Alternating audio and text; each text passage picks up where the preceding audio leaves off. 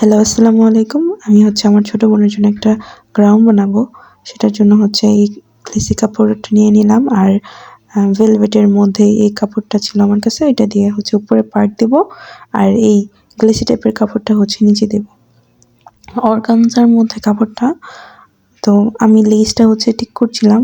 ভেলভেটের যে কাপড় অল্প একটু বেঁচে ছিল সেটা দিয়ে ভাবছিলাম যে এটা আমি নিচে লেস হিসেবে দেব। তো অল্প আমার কাছে লেস ছিল।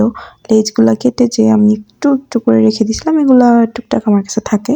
তো এটাই এখন আমি কাজে লাগাবো। তো নিচে অল্প একটু লেস নিয়ে দেন বানাচ্ছি। আমি ক্যামেরা সেট করে রাখছিলাম, পরে দেখি আমার ক্যামেরাই হয়নি। তো ব্যাপার না, এটাই দেখাবো, কেয়ার করবো। আমি ভেলভেটের যে আমি অল্প একটু কাপড় ছিল সেটার মধ্যে চিকন করে আমার লেস ছিল বাসায়, সেটা অ্যাটাচ করে দিচ্ছিলাম যাতে লেস ভাবটা আসে পুরাপুরি। তো আমার এক সাইড চিকন লেস লাগানো শেষ, সেকেন্ড সাইডটা আমি লাগাচ্ছি। এভাবে আমি একটা লেস আকৃতি করে নিচ্ছি। ভেলভেটের লেসগুলো যে পাওয়া যায় এরকম আমি সাইড দিয়ে একদম বাড়তি যে কাপড়গুলো ছিল তাড়াহুড়া করে করছিলাম, কারণ তখন রাত 1টা-2টা বাজে যখন আমি এই জামাগুলো বানাচ্ছিলাম।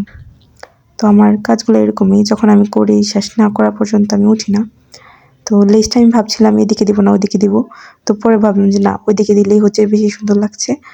দেন ডিসাইড করে এভাবেই সেলানো শুরু করলাম। তো লাস্ট দেখি কেমন হয়, আপনারাও জানায়েন কমেন্ট করে যে আমার ছোট বোনের ড্রেসটা কেমন হয়েছে। তো ওকে যে পরে ছবি তুলবো তো ওইটা আমার কাছে নাই। তো কেয়ার করার এভাবেই ছবি দিতে হচ্ছে।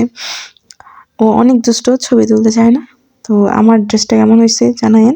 আর অর্ডার করতে চাইলে নীলাদ্রি ফ্যাশন হাউসে করে ফেলেন। আল্লাহ হাফেজ, বাই বাই, টাটা।